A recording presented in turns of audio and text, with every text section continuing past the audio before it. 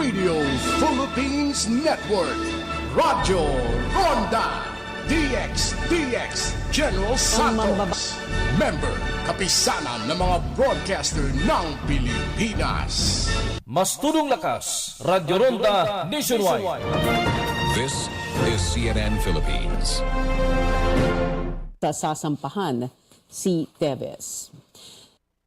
Sinalakay ng mga otoridad ang isang sugar mill na pag-aari ng kapatid ni suspended Representative Arnie Teves na si Pride na kuha sa compound ang mga matataas na kalibre ng baril at armas. May El Nino, posibleng Pride na kuha sa compound ang mga matataas na kalibre ng baril at armas. May ulat si Chrissy Di Matulak. Sinalakay ng mga otoridad ang isang sugar mill sa Negros Oriental Biyernes ng umaga. Pakay ng mga pulis mga loose firearms di umano na nagkalat sa probinsya. Nasamsam ng mga otoridad ang ilang matataas na kalibre ng baril at hinuli ang ilang tauhan ng mill. Isa nga po doon sa subject ng warrant ay yung pong HDC Bayawan Agri Ventures na kung saan ay base po sa records po ay ang tumatayo pong presidente po dyan ay si Mr. Henry Pride Teves po. Si Pride Henry Teves ang tinalo ni Roel Digamo sa pagkagobernador nitong nakaraang halalan. Kapatid siya ni Congressman Arnie Teves na itinuturo namang mastermind sa pagpatay kay Digamo. Si Congressman Teves ay naglalagi pa rin sa ibang bansa at tumatangging umuwi dahil umano sa banta sa kanyang buhay. Ayon sa PNP, inilunsad ang raid matapos silang makatanggap ng impormasyon na may tinatagong mga baril sa loob ng compound. Meron po tayong isang impormante na lumapit po sa PNP na nagsasabi na ito nga pong compound na ito ay dito po itinatago at meron pong pag-iingat ng mga high-powered firearms na makikita po dito. Nauna nang naglunsad ng raid ang mga otoridad sa ilang bahay ni Congressman Teves noong March 10, kung saan ilang baril din ang nakuha at ilang tauhan ang inaresto. Parte umano ito ng kampanya laban sa loose firearms sa probinsya. Mariing kinundina ni Congressman Teves ang raid sa kanyang mga ari-arian. Ayon sa kanya, may mga paglabag sa protocol. Ayon naman kay DILG Secretary Benher Abalos, patuloy nilang inaalam kung sino ang mastermind sa pagpatay kay Digamo. Anya, may 10 ng suspect sa kustodiya ng pulis na nagbibigay ng impormasyon tungkol sa krimen. For one thing, isa lang masasabi ko, maganda mga developments against the mastermind, no? Talagang bumubuo na ngayon kung sino yung talagang mastermind. Chrissy Di Matulak, CNN Philippines. Sinusubukan pang kunin ng CNN Philippines ang panig ni former Negros Oriental Governor Pride Teves. Tuloy pa rin ang paglabag sa karapatang pantao sa giyera kontra droga sa ilalim ng administrasyon ni Pangulong Bongbong Marcos. Ito ang sinabi ng isang religious group sa ulat nito sa United Nations Human Rights Council. Kasabay din ito ng mailap na katarungan para sa mga biktima ng war on drugs sa ilalim ng administrasyong Duterte. May ulat ang aming senior correspondent George Cahiles. Sa isinasagawang regular session ng United Nations Human Rights Council o UNHRC sa Geneva, Switzerland, iniulat ng National Council of Churches in the Philippines o NCCP ang di umano'y patuloy na paglabag sa karapatang pantao sa ilalim ng gera kontra droga ng pamahalaan. Drug-related killings continue with impunity under the administration of President Ferdinand Marcos Jr. with over 200 victims since July 2022. There is also very minimal accountability for perpetrators since the time of President Rodrigo Duterte. Sa inilabas din na 2022 Human Rights Report ng State Department ng Estados Unidos ngayong linggo, tinukoy din ito ang di umano'y kawalan ng hustisya sa mga biktima ng pagpatay sa gera kontra droga. Sa ulat, sinabi nitong nasa 3 lamang ang convictions sa mga inihaing kaso ng pagpatay laban sa mga pulis, simula noong ipatupad ang madugong drug war sa panahon ni dating Pangulong Duterte. Para kay Senador Bato de la Rosa, na naging poster boy ng war on drugs sa panahon ni Duterte, dapat daw ay magbigay ng konkretong ebidensya ang US State Department sa ulat na ito. Bigay sila ng eksaktong datos. Hindi yung puro lang yaw-yaw, puro lang salita. Sabihin nila kung ano yung basihan nila. Ano bang ibig nila sabihin? Mas magaling yung justice system na kaysa atin? Ganun bang ibig na sabihin? Sa mahigit 6,000 drug suspects na namatay sa operasyon ng mga pulis sa ilalim ng Duterte administration, aminado ang pamahalaan na maaaring may mga pag-abuso. Pero hindi raw ito sapat para ikonsiderang crimes against humanity.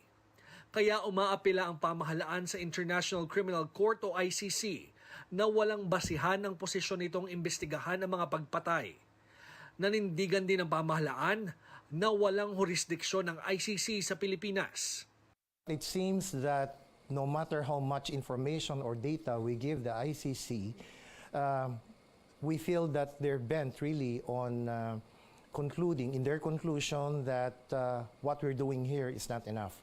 We shifted our strategy. We focused on the legal errors committed by the pretrial chamber. And most notable of these errors is the fact that they exercise jurisdiction at a time when we are no longer a member of the Rome Statute or the ICC. Samantala, patuloy ang panawagan ng mga human rights groups sa United Nations na hilingin sa pamahalaan ng Pilipinas na mag-cooperate sa ICC. Ito ay para masigurong may managot sa mga paglabag sa karapatang pantao sa ilalim ng war on drugs. George Cahiles, CNN Philippines.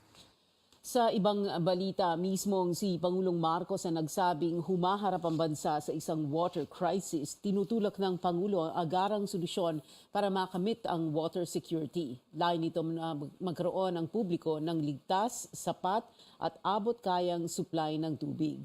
Dagdag pa niya na dapat gawin ng Pilipinas sa mga hakbang ng ibang bansa para matugunan ang krisis.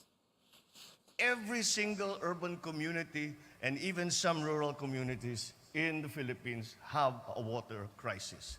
And it's something that we have continually postponed. We do not examine it. We do not look at it. Just find other ways and put up with the idea that once in a while we'll have to pull out our buckets and fill our bathtubs with water because there's not going to be water for the next 24 hours. We all know the Philippines is not a dry place. And why do we not have enough water? So we have to employ these technologies and make a cohesive policy and make a cohesive plan for not only NCR, not only for urban areas, for the entire country. Nilagdaan muna ni Ginoong Marcos ang isang executive order para bumuo ng Water Resource Management Office habang hinihintay maipasa ng Kongreso ang panukalang Department of Water Management. Posibleng magpalala sa water crisis ang El Nino sa third quarter ng taon. Sinabi ng Pag-asa sa CNN Philippines na posibleng magsimula ang tagtuyot sa July. Ito ang panahon kung kailan mas mababa sa normal ang pag-ulan. Kapag nagpatuloy ang El Nino, posibleng magkaroon ng water interruption at hindi na masuplayan ang mga ilang sakahan. Magbibitiw na sa pwesto si Sugar Regulatory Administration Chief David Thaddeus Alba. Epektibong resignation na yan sa April 15. Kinumpirma ng Presidential Communications Office o PCO ang resignation ng hepe ng SRA.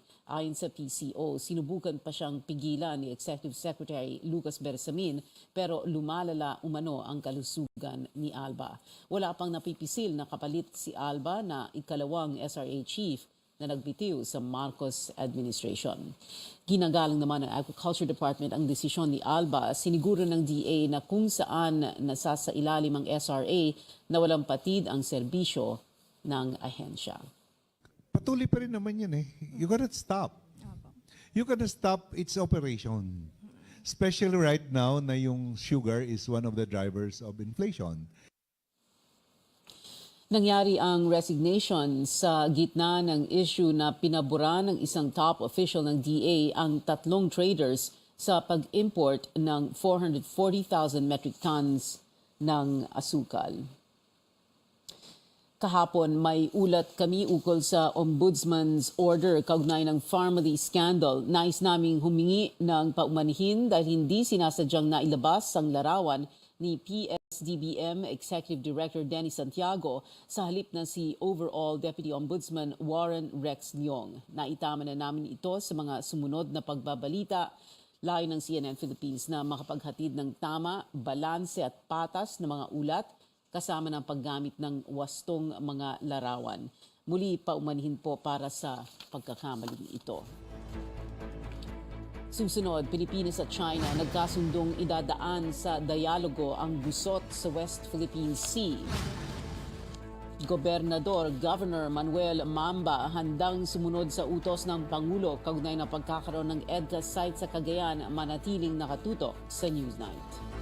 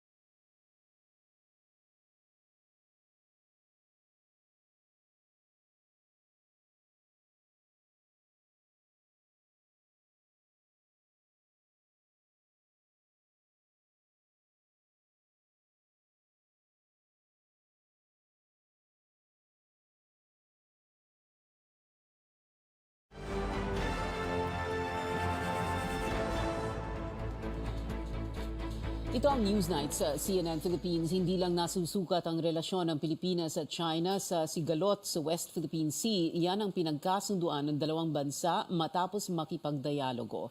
Muling nag-uulat si Tristan Nadalo. Malinaw para sa Pilipinas at China na sa tanging diplomasya at pakikipagdialogo lamang mariresolba ang iba't ibang issue at hamon sa West Philippine Sea o sa South China Sea at hindi sa pamamagitan ng puwersa o intimidasyon. Sa ikapitong Bilateral Consultation Mechanism o BCM ng Pilipinas at China, iginiit ang dalawang panig na hindi maritime issue ang kabuuan ng relasyon ng Maynila at Beijing, pero kailangan pa rin nila itong pag-usapan. Para sa Manila, mahalaga ang konsultasyon para maiwasang lumala ang tensyon sa rehiyon. Para naman sa Beijing, kooperasyon ang tanging daan para umusad ang bilateral relations ng dalawang bansa. Maritime issues do not comprise the totality of bilateral relations between our two countries. However, maritime issues continue to remain a serious concern to the Filipino people. Both our countries' leaders agreed that maritime issues should be addressed through diplomacy and dialogue, and never through coercion and intimidation. Maritime issues are an important part of China-Philippines relations that should not be ignored. We should not allow specific differences to define our bilateral relations or allow certain disputes to stand in the way of overall cooperation. Base sa datos ng DFA nitong Pebrero, nakapaghain na ng 77 diplomatic protest sa China sa ilalim ng Marcos administration. 10 rito ay inihain ngayong taon lamang. Isa sa pinakahuling insidente na inalmahan ng Pilipinas ay ang panunutok ng laser ng Chinese Coast Guard sa mga tauhan ng Philippine Coast Guard. Bukod sa iba't ibang maritime issue, magandang oportunidad rin daw ang mga konsultasyong ito para talakayin ang iba't ibang areas of cooperation sa pagitan ng dalawang bansa, katulad ng sa fisheries at marine environment protection. Tristan Udalo, CNN Philippines. Philippine Coast Guard at French Navy nakilahok sa isang passing exercise o PASEC sa South China Sea. Kasama ang French Navy frigate FS Prairial, sumali ang patrol vessel BRP Capones sa joint maneuver sa South China Sea noong March 20. Layunin ng PASEC na mapahusay ang interoperability ng dalawang puwersa.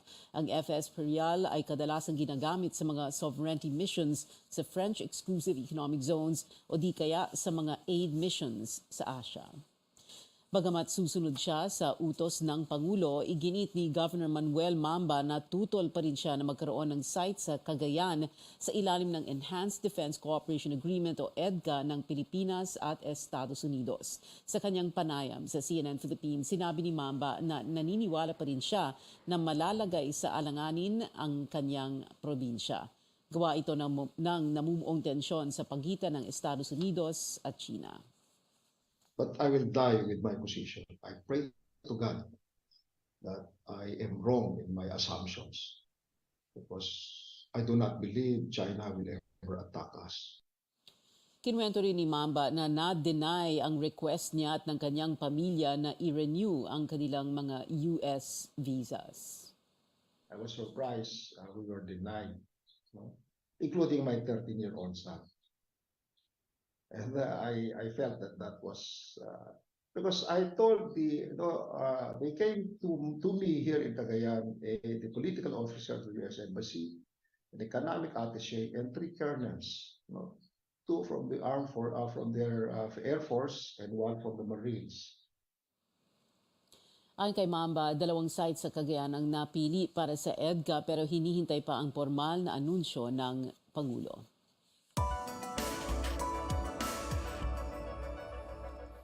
Balita sa ibayong dagat, nagpakawala umano ang North Korea ng isang nuclear-capable underwater drone kaya nitong lumikha ng tinatawag na radioactive tsunami na kayang sumira ng naval vessels at ports. Ayon sa kanilang state media, tinest ito noong March 21 hanggang 23 sa east coast ng North Korea. Kinumpirma nilang gumagana ito at mapaminsala. Matagal na raw ito dinedevelop mula pa noong 2012 pero duda naman ang ilang analysts dahil wala namang binigay na patunay na mayroon nga silang nuclear-capable underwater drone. Nauna nang sinabi ng North Korea na nagpalipad din sila ng nuclear-capable cruise missiles ngayong linggo. Sa Estados Unidos, nagisa ang Chief Executive Officer ng TikTok nang humarap siya sa mga mambabata sa Capitol Hill sa kauna-unahang pagkakataon. Nangangamba ang US sa umano'y national security risks na dala ng social media app dahil pag-aari ito ng isang Chinese company. Sa pagdinig ng tumagal na lampas 5 oras, nanawagan ng ilang representatives na ipagbawal na sa buong US ang TikTok kahit pa mayroon itong higit 150 million American users. Giit nila ginagamit ang TikTok sa paniniktik at manipulasyon sa pamamagitan ng pagkolekta nito ng user data. Pero paglilinaw ni TikTok CEO Shu Chu, may independence ang kumpanya mula sa gobyerno ng China. Sa katunayan, anya, hindi available ang TikTok sa mainland China at ang headquarters nila ay nasa Los Angeles at Singapore. Now, that's what we've been doing for the last 2 years, building what amounts to a firewall that seals off protected US user data from unauthorized foreign access. Our approach has never been to dismiss or trivialize any of these concerns. We have addressed them with real action. The bottom line is this: American data stored on American soil by an American company, overseen by American personnel. We call this initiative Project Texas. Pero sa mata ng ilang eksperto, mukhang mahihirapan ang Estados Unidos na tuluyang i-ban ang TikTok sa kanilang bansa. Bukod sa milyong-milyong user ng app, dapat ding isaalang-alang ang freedom of speech. Anila, mukhang middle ground restriction lang ang maipatutupad sa US. Nauna nang na-ban ang TikTok sa government devices ng Estados Unidos. Sa US pa rin, ginawang airstrip ng maliit na aircraft ang isang golf course. Ayon sa paunang ulat, lumapag ang glider sa Estancia Club Golf Course sa US state of Arizona. Nakikita sa video na nagkalat ang ilang bahagi ng eroplano, ligtas naman ang nag-iisang sakay na piloto. At himalang hindi nasugatan. Iniimbestigahan na ng mga otoridad ang insidente. Abangan mga naperwisyo ng oil spill sa Oriental Mindoro, pwede na mag-apply ng compensation simula Lunes. At grupo ng driving schools titimbangin muna kung hindi sila dehado sa price ceiling na ipapataw ng Land Transportation Office sa lesson fees.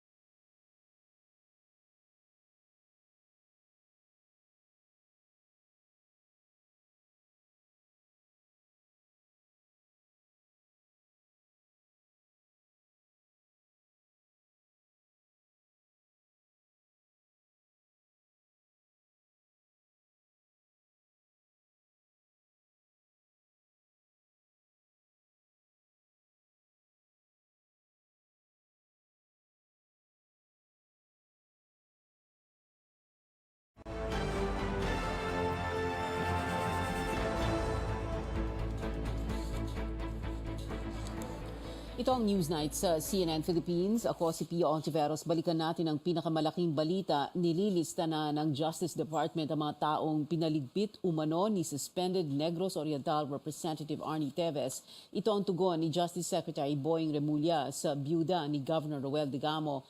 Ayon kay Janice Degamo, nasa 30 tao na ang umano'y pinapatay ni Teves, pero nilinaw ni Remulla na ito ay kinakailangan pa nilang iimbestigahan. Data. We have to investigate them systematically to get the necessary data and to have a case folder for each so we know who are the witnesses and what statements will be made to support the allegations, the death certificates, the autopsy results. Sinalakay naman ng pulis ang sugar mill na pag-aari ng kapatid ni Representative Arnie Teves na si dating Negros Oriental Governor Pride Teves. Nakumpiska ng pulis ang high-powered firearms at weapons mula sa compound. May search warrant ang pulis base sa pahayag ng isang informant na nagsabing sa compound tinatago ang mga armas. Meron po tayong isang impormante na lumapit po sa PNP na nagsasabi na ito nga pong compound na ito ay dito po itinatago at meron pong pag-iingat ng mga high-powered firearms na makikita po dito. Sinusubukan pang kunin ng CNN Philippines ang panig ng dating gobernador. Kakapasok lang ng balita, Director General na at hindi lang officer in charge ng Bureau of Corrections, si dating Armed Forces Chief Gregorio Catapang. Siya ang pumalit kay dating Bucor Chief Gerald Bantag dahil sa mga alegasyon na may kinalaman siya si Bantag sa pagpatay kay journalist Percy Lapid. Sinuportahan ng Justice Department ang pagtalaga kay Catapang. Dagdag ng ahensya, magkasama nilang itataguyod ang mga proyekto para sa Bureau at persons deprived of liberty. Naging officer in charge ng Bucor si Catapang noong 2022.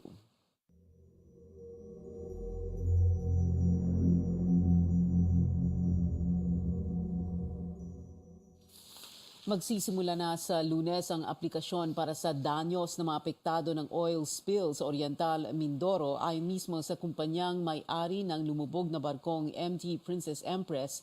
Pwede nang mag-apply sa mga claims caravan na itatalaga muna sa Calapan City. Pwede mag-claim ng compensation ang mga naperwisyo ang kabuhayan, ari-arian at negosyo. Kailangan lang magpakita ng sapat na ebidensya na sila ay apektado ng oil spill. Sinabi ng provincial government ang halaga ng matatanggap na danyos ay depende sa magiging assessment ng mga claims officer na nag-train pa sa Singapore. Titimbangin ng isang grupo ng mga driving school ang price ceiling na ipapataw ng Land Transportation Office sa lesson fees, sabi ni Philippine Association of LTO Accredited Driving Schools President Marlene Alianige. Sakaling hindi nila kayanin ang epekto ng price cap, aapela sila na baguhin ang itinakdang rates. Kinikilala namin ang LTO as regulating body ng driving schools at ginagalang po namin kung ano po yung naging desisyon. Susunod po kami. Pero sa kalagitnaan naman po kung sakaling hindi na talaga namin makaya after April 15, mga kalagitnaan po ng taon at maramdaman na po yung epekto, I'm sure the door is open. Yung ng LTO sa dialogue, we can appeal. Baka naman kahit konti mabigyan ng reconsideration yung rates namin. Nauna nang nagbabala ang LTO na papatawan ng multa at suspensyon ng mga driving institution na hindi makakasunod sa bagong guidelines. Sa Omnibus Guidelines para sa motorcycle driving, 1,000 pesos ang price cap sa theoretical driving o TDC, habang 2,500 pesos naman sa practical driving course o PDC. Para naman sa light vehicle driving, 1,000 piso para sa TDC at 4,000 piso para sa PDC. Giit ni Alianige, matagal nang ganyan ang kanilang sinisingil. Nagmamahal lang daw minsan dahil sa uri ng sasakyan at minsan dahil sa fixers. They have the VIP or executive class. Once na ang mga client, they requested for Raptor or SUV or Montero kasi ganun yung kotse nila. So, binibigay po ng driving school, naghanap sila, nagpo-provide sila ng ganun. At the same time po, yung 20,000 din po, not necessarily goes to the driving school. May mga non-appearance po kasi from student permit to non-pro, may nagpapalakad po dumadaan sa fixer. Tiniyak naman ng LTO na may kikitain pa rin ng mga driving schools kahit pa may fee limit. Dagdag 155 opisyal ang ipapakalat ng Bureau of Immigration o BI para sa darating na Holy Week. Ayon kay BI Commissioner Norman Tansinco, ang mga opisyal ay pansamantalang maninilbihan sa Clark International Airport at Terminals 1 hanggang 3 ng Ninoy Aquino International Airport. Siniguro ni Tansinco na may tauhan sila sa lahat ng counters ng mga paliparan pagdating ng mahal na araw. Sa pagtataya ng BI, aabot sa 40,000 na mga pasahero ang inaasahang maglalabas-masok sa bansa simula sa susunod na linggo. Isinusulong ni Senador Win Gatchalian sa kanyang committee report ang agarang pagpapasara sa mga Philippine offshore gaming operators o POGO, pero ang ilang senador iba naman ang rekomendasyon. Ang detalye mula kay Amor Santos. Para kay Senate Ways and Means Committee Chairman Win Gatchalian, game over na dapat ang mga Philippine offshore gaming operators o POGO. Ito ang laman ng kanyang draft committee report matapos ang 4 na pagdinig. Inirerekomenda nito na magpasa ang Senado ng resolusyon na hihimok sa Malacanang na ipasara lahat ng POGO sa lalong madaling panahon. Mula 2018 hanggang 2022, nakakolekta ang PAGCOR at BIR ng higit 40 bilyong piso mula sa mga POGO. Pero ani Gatchalian, hindi matutumbasan ng salapi ang perwisyong dulot ng mga ito. Karamihan daw sa mga nagpapatakbo at tumataya sa mga POGO, mga Chinong tinatakasan ang batas sa China kung saan bawal magsugal.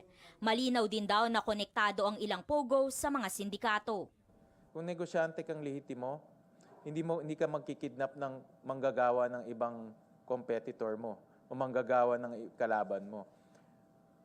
Papunta ka sa DOLE, magfa-file ka ng case. If you regulate, how will crime disappear? Pero bukod sa ban, isa sa mga tinitingnang rekomendasyon ni Senate Committee on Public Order Chairman Bato de la Rosa sa hiwalay niyang committee report, higpitan na lang ang pag-regulate sa mga POGO. Pwede raw silang ilagay sa iisang lugar o POGO zone. Kung si Gatchalian nag-focus sa epekto ng mga POGO sa ekonomiya, pinangunahan naman ni de la Rosa ang investigasyon tungkol sa POGO-related crimes. Kung pwede pa rin kikita ang gobyerno dyan through POGO, at the same time na wala na yung problema sa na-address na ng PNP yung problema about kidnapping at wala other related crimes, wala na tayong narinig, then okay ako ipatuloy pa rin yan para may kita pa rin ng gobyerno. Hindi naman siguro ganun ka-inotel yung ating gobyerno na hindi kaya regulate yan. Pipirma pa rin daw si De La Rosa sa report ni Gatchalian pero may mga tanong siya pagdating nito sa plenaryo. Hanggang Biyernes ng hapon, 7 senador pa lang ang pumipirma rito. Kailangan ng lagda ng 3 pang mambabatas para umabot ito sa debate at botohan. Hindi naglabas ng listahan si Gatchalian dahil pinag-aaralan pa raw ng ibang senador ang committee report. Pero ilan sa kanila kinumpirma sa CNN Philippines ang desisyon. Ilang linggo na raw ang nakalipas mula nang pumirma si Senadora Grace Poe. Noong nakaraang linggo naman si Majority Leader Joel Villanueva. Kabilang din sa pumirma si Senadora Rizzo Ontiveros na umaasang magkakaisa ang Senado sa panawagang iban ang mga POGO tulad ng ginawa nila noon sa Isabong. I really hope so. Kasi kahit yung mga naunang kakaunting argumento di umano para sa POGO, tulad ng economic gains di umano, hindi naman talaga nag-materialize and over the past several years, paliit pa nga. Pero mismong Vice Chairman ng Committee on Ways and Means, hindi kumbinsido. Ayon kay Senador Sonny Angara, dapat lang isara ang mga illegal na POGO. Pero hindi resonable anya ang biglaang pagpapalayas sa mga lehitimong kumpanya na namuhunan sa bansa. Kinumpirma ng kapatid ng Pangulo na si Senadora Amy Marcos na hindi pa rin siya pumipirma sa committee report. Hinihingi pa ng CNN Philippines ang panig ng ibang senador. Amor Santos, CNN Philippines. Makikiusap ang Commission on Elections sa state auditors na maagang ilabas ang transportation allowance para sa mga gurong tutulong sa barangay at sangguniang kabataan elections sa Oktubre o ang Barangay at Sangguniang Kabataan Elections o BSKE sa Oktubre. Maalalang sinabi ni Vice President Sara Duterte na nais niya magkaroon ng advance distribution ng honoraria para sa mga guro. Ngunit sabi ni COMELEC Chairman George Garcia sa CNN Philippines, maaring hindi pa ito mabibigay ng buo. There was an experience by the Commission election in 2004 whereby we advanced a little part of their honoraria, but however, many of the electoral board members did not report for duty on election day, and that would be very, very problematic because when you advance something, you will have to require them to return the money. If that would be the subject of unliquidated cash advance on the part of the COMELEC, and we can be charged. That's why if only the commission audit will allow us this time to advance a little part of their honoraria, at least for transportation allowance.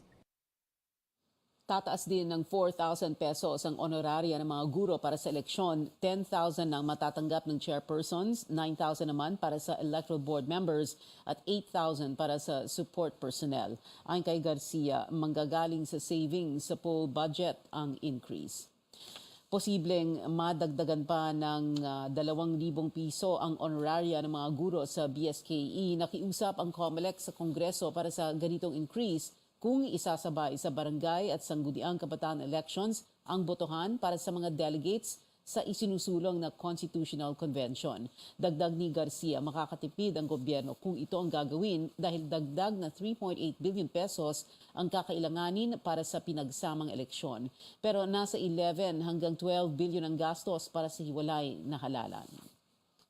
Kaya po ba ng COMELEC? Can we do that? The answer is yes, ma'am. We will only be using the same number of electoral board members, same number of ballot boxes, but we are going to print additional 67 million ballots for the 67 million registered voters, and we are going to increase the honoraria of our electoral board members and other support staff.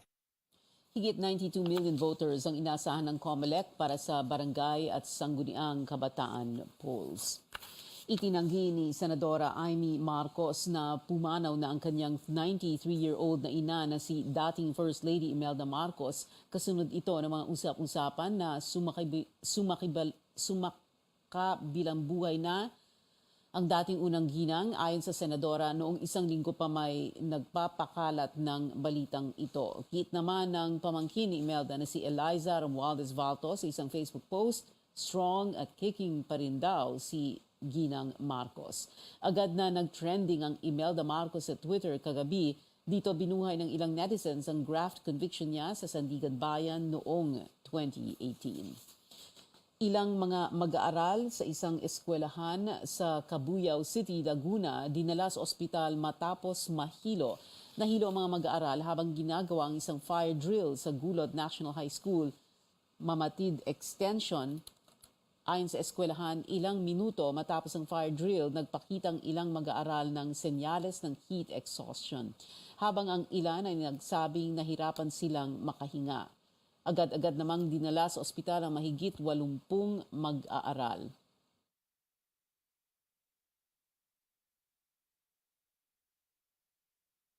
Ayon kay DepEd spokesperson Michael Poa, pinag-aaralan ang nangyari sa Cabuyao City para maiwasan na maulit ang insidente sa susunod na mga fire drill. Matapos ang halos 6 na taon, makakaasa na ng kabayaran sa Mayo ang mga naging biktima ng 2017 Marawi siege. Ayon kay Marawi Compensation Board Chairperson Maysara Dandamun Latif, inaasahang babayaran ng tinatayang 18,000 households mula sa 32 barangay na nag-file ng claim. Kabilang dito ang mga may-ari ng mga gusaling napuruhan ng gyera pati na ang mga namatayan. May nakalandaw na 1 bilyong pisong pondo para sa inisyal na kabayaran. Alinsunod yan sa Marawi Siege Victims Compensation Act of 2022. Ayon sa Amnesty International, tinatayang higit 1,000 katao ang patay sa tinaguriang Battle of Marawi. Kabilang dyan ang mga sundalo, sibilyan at Islamic State-linked militants. Nasa 360,000 naman ang bilang ng mga nawalan ng tirahan.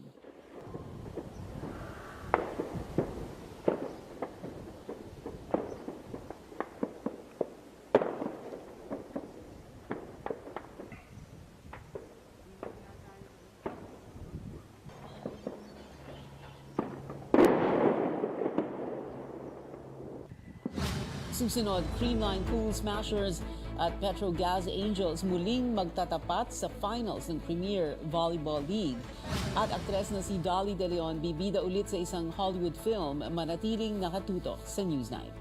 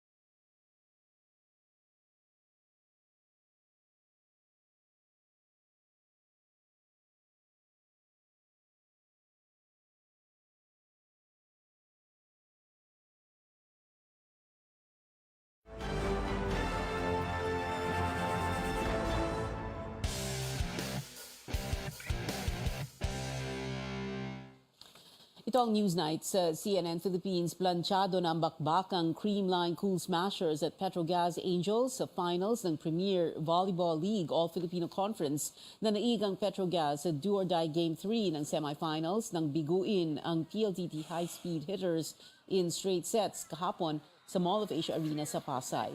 Pinangunahan ni MJ Phillips ng Petrogas sa kanyang 15 points galing sa 11 attacks. Dahil sa panalo ay nai-set up ng Creamline ang finals rematch laban sa defending champions Creamline Cool Smashers. Ito ang ikalimang finals appearance ng Angels sa PVL at susubukang makabawi sa dalawang finals loss nila kontra Creamline noong 2022 Open Conference. Mag-uumpisa ang best of 3 final series sa linggo alas 6:30 ng gabi sa MOA Arena. Bago ito, magbabakbakan muna ang PLDT at F2 Logistics Cargo Movers alas 4 ng hapon para sa third place honors. Parang nag-pause pa eh. Dalawang bigating pangalan sa Philippine sports ang nagkita sa South Beach sa Miami sa US state of Florida. Nag-meet sina teenage tennis star Alex Ayala at Miami Heat head coach Eric Spoelstra kasama si Heat All-Star big man Bam Adebayo. Nangyari ito kahapon kasunod ng 127-120 win ng Miami laban sa New York Knicks. Nasa Miami si Ayala kasunod ng kanyang first round exit sa Miami Open. Samantala, espesyal para kay Spoelstra naturang panalo kontra Knicks dahil siya ang naging ika-4 na NBA coach na nanalo ng 700 games para sa isang koponan lamang. Kasama niya sa listahan sina San Antonio Spurs head coach Greg Popovich, Jerry Sloan at Red Auerbach. Mula sa pagiging 7-time National Football League champion, posibleng maging Women's National Basketball Association team owner si 5-time Super Bowl MVP Tom Brady. Sa isang video na inilabas sa social media, kinumpirma ni Brady na bumili siya ng ownership stake sa reigning WNBA champions Las Vegas Aces. Ito ang pinakabagong development para sa Aces na kamakailan lang ay nakuha ang serbisyo ni 2-time WNBA MVP Candace Parker. Hey guys, what's up? I got really special news to share today. I'm excited to announce I'm going to become part of the Las Vegas Aces organization. I admire all the work the Aces players and staff and what the WNBA continues to do to grow the sport and to empower the future generations of female athletes, one I have in my own family, and I'm ready to contribute in any way possible as a member of such a great organization. What an honor. I can't wait to watch these amazing, talented players bring another championship to Las Vegas. LFG. Dagdag pa ni Brady, noon pa man ay isa na siyang malaking tagahanga ng women's sports. It was a matter of time before I was back in the building with some of the greatest athletes in the world. And I grew up with 3 older sisters. They were all incredible athletes in their own right. They were role models to me. It's where my love of women's sports began. I tagged along. I was the annoying little brother to all their games. And they were the best athletes in our house. And they're still a great inspiration to me. Kailangan munang aprubahan ng WNBA ang partial ownership ni Brady. Nagretiro ang legendary quarterback noong Pebrero matapos ang 23 NFL seasons sa New England Patriots at Tampa Bay Buccaneers.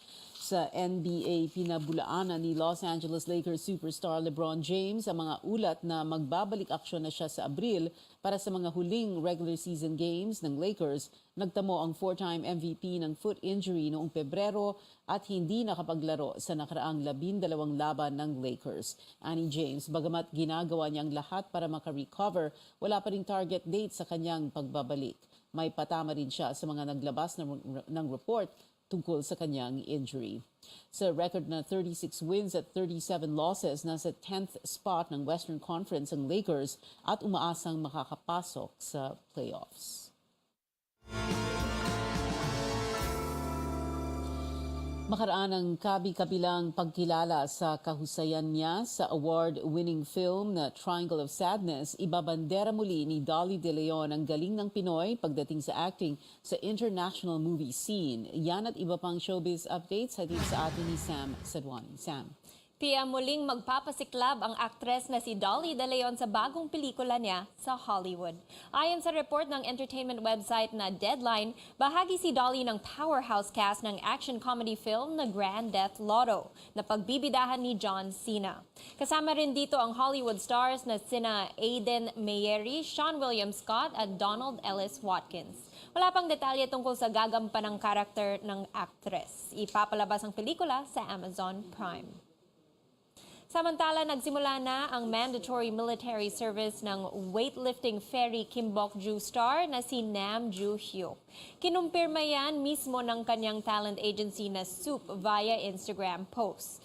Anila, nag-enlist na ang aktor noong March 20 pa at kasulukuyang sumasabak sa basic training. Nananawagan din ang naturang talent agency na wag na munang magpadala ng sulat o regalo para kay Nam Joo-hyuk. Paliwanag nila, posibleng hindi rin niya ito makuha kung sakaling sobrang dami nito. Ayon pa sa Soup, maaari ipadala ang mga ito sa kanilang kumpanya habang nasa military training ang aktor. Armies Rejoice, nilabas na ang second solo single ng vocalist and dancer ng BTS na si Jimin. Pinamagatan itong Like Crazy na apparently co-written ng fellow BTS member nitong si RM. Ngayong araw din ang debut ng solo album nitong Face, kung saan kabilang ang Like Crazy na meron ring English version.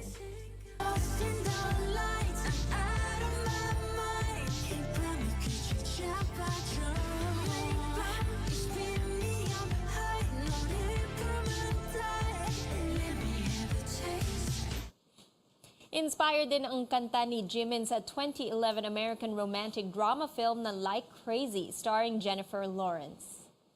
Kinilala si The Weeknd bilang most popular artist in the world ayon sa Guinness World of Records. Matapos ang 33-year-old Canadian singer whose real name is Abel Makonnen Tesfaye has the most monthly listeners sa Spotify with 111.4 million as of March 20th. Kinilala rin siya last month bilang first artist to reach 100 million monthly listener. Ayon sa Guinness, si Miley Cyrus ang closest competitor with 82.4 million monthly listeners. Nasinundan ni Shakira, Ariana Grande, Taylor Swift, and Rihanna. Noong February 24, nilabas ang remix version ng hit single na Die For You ng The Weeknd featuring Ariana Grande. Inanunsyo na ang mga frontrunners at finalists ng the Manila Film Festival 2023. Pasok bilang finalist ang mga entry mula sa Arellano University Senior High School, Colegio de San Juan Letran at Adamson University. Pasok naman bilang frontrunners ang mga entry mula sa Bicol University, University of Cordilleras, Manila Times College of Subic, at isa pang entry mula sa Colegio de San Juan Letran din. Ang Film Fest ay bahagi ng pagdiriwang ng Araw ng Maynila celebration in June. Layo ng Film Fest na makahanap ng next generation of young Filipino filmmakers, kaya't binuksan ang contest sa mga senior high school at college students nationwide. Kung nabighani kayo sa love story ni Laura Jean at Peter Kavinsky ng To All the Boys movies, ilalabas na ang spin-off movie nitong XO Kitty. Pagbibidahan niya ng Canadian actress na si Anna Cathcart, who plays the role of Lara Jean's little sister sa romantic trilogy. Tampok sa movie ang adventure ni Kitty to love as she plans to move to Korea para i-pursue ang kanyang destiny. Here's a look. The school mom went to, the Korean Independent School of Seoul, one of the top international schools in the world, is the same one Day goes to. Wow, that's a coincidence. It's more than that, Dad. This is fate. I applied to KISS, and I got in. I got the same scholarship as Mom.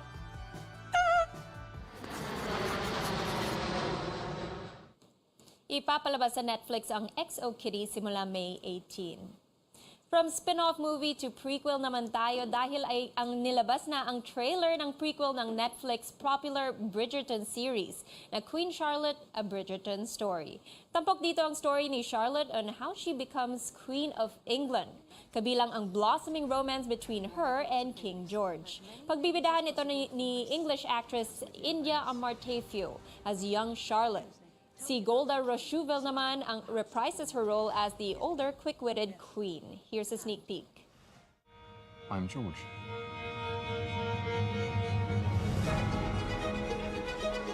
I realize you have no reason to like me. But if you will give me one evening of your time, it might make you hate me a little bit less. That's a reasonable idea. The pieces fall into place. Your Majesty, I'm Lady Agatha Danbury. I'm to be on your court. And we shall be great friends. Be careful. You are the first of your kind. You must secure your position. Ipapalabas ang Queen Charlotte, A Bridgerton Story sa Netflix on May 4. Para sa mga batang 90s dyan, it's Morphin time. Sa pasilip ng Netflix sa trailer ng Mighty Morphin Power Rangers Once and Always, ipinapakitang may haharaping threat from the past ang Rangers. Kasama rin ang OGs sa pelikula sina Blue Ranger David Yost at Black Ranger Walter E. Jones. Ngayong taon ang 30th anniversary ng Power Rangers franchise. Let's sort this out. Now it's a reunion!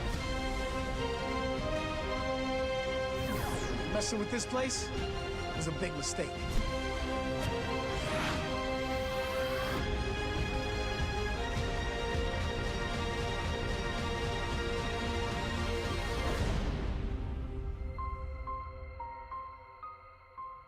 Sa April 19, magsisimula ang streaming nito. At yan ang updates para sa Showbiz Spotlight at Screen Time. Para sa araw na to, balik sa iyo, Pia. Maraming salamat sa iyo, Sam Sadwani. Isa pa rin sa pinagkakatiwalaang news outlet sa bansa, ang CNN Philippines. Batay sa survey ng Publicus Asia, may 43% trust rating ang network sa unang 3 buwan ng 2023. Number 1 naman sa listahan ng GMA7 na may 48% rating. Mula sa amin dito sa CNN Philippines, maraming salamat sa inyong pagtitiwala. At yan ang mga kailangan ninyong malaman ngayong Biyernes, March 24, 2023. Magkita-kita ulit tayo dito sa Lunes sa CNN Philippines. Ako si Pia Ontiveros at ito ang Newsnight.